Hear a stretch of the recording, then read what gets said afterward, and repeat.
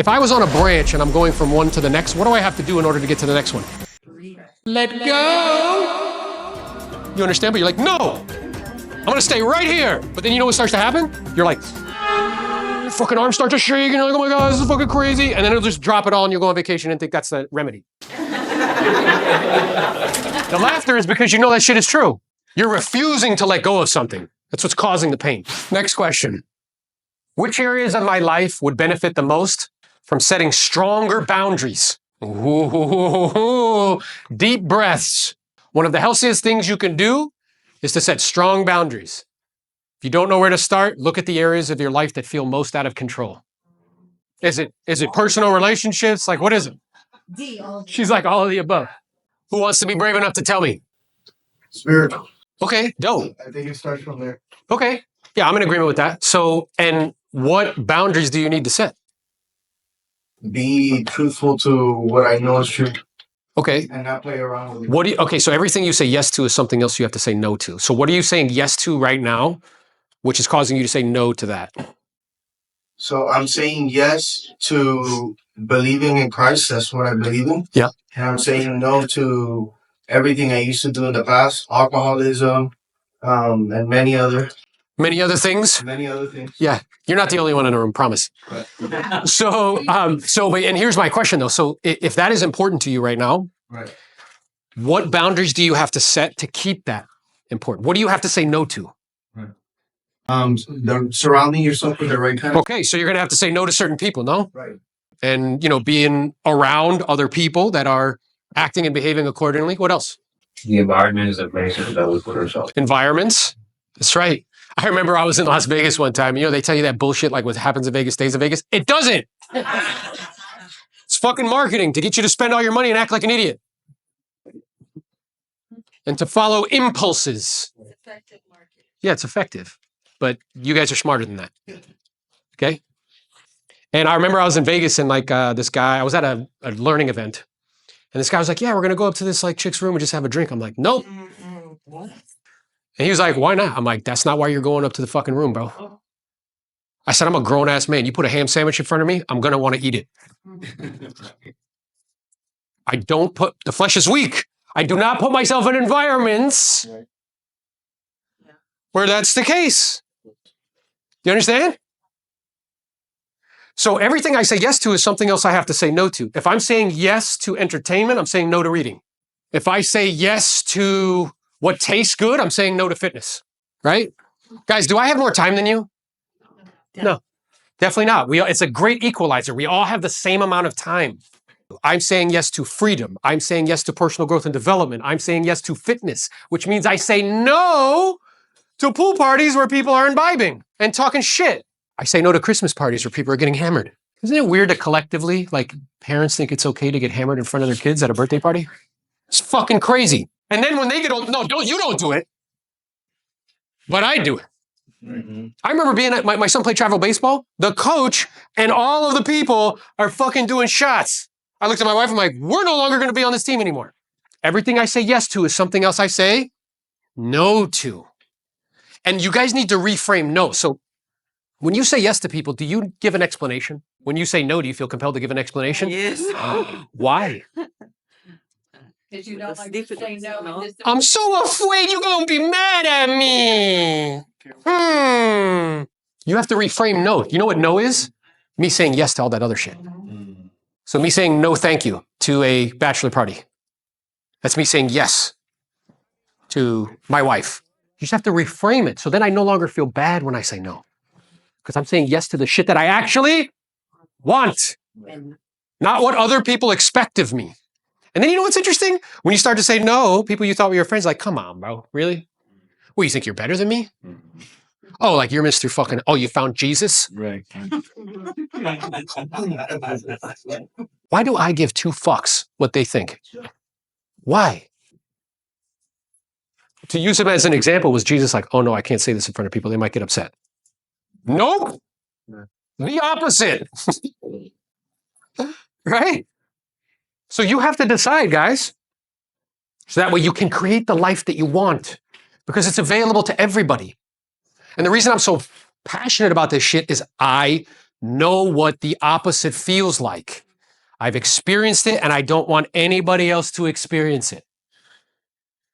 Okay? Check this out. What am I willing to sacrifice to reach my goals?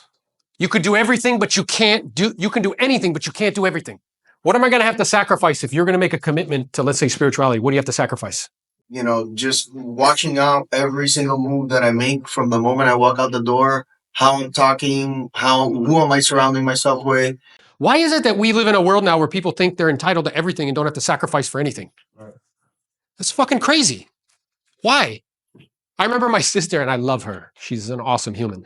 She went to school here locally at FAU, and she got out. She's like, you know, they're only offering me jobs at $40,000. It's like pennies.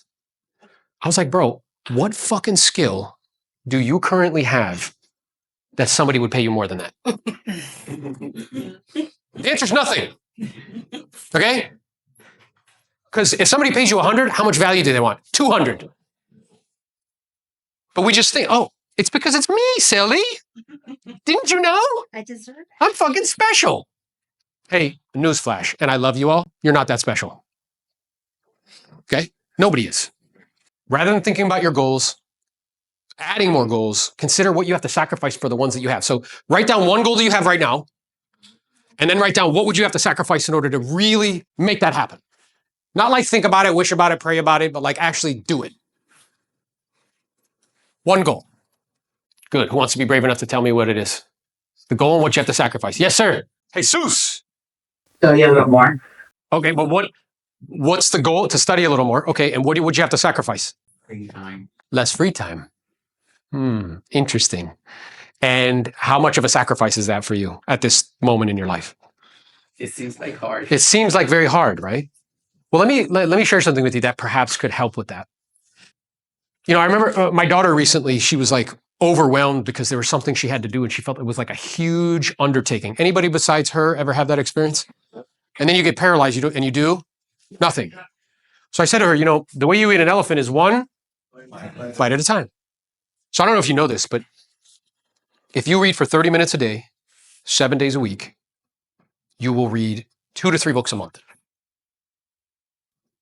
30 minutes a day out of your whole day. Does that seem... It seems impossible right now. Does it seem manageable or that seems impossible? It seems impossible. Okay, so then what else are you currently doing with what's filling up your time? Social media. Okay, and I appreciate your honesty. And what do you learn from that? Nothing. Nothing. So what happens is it's a replacement. Of course, I'm avoiding. Yeah.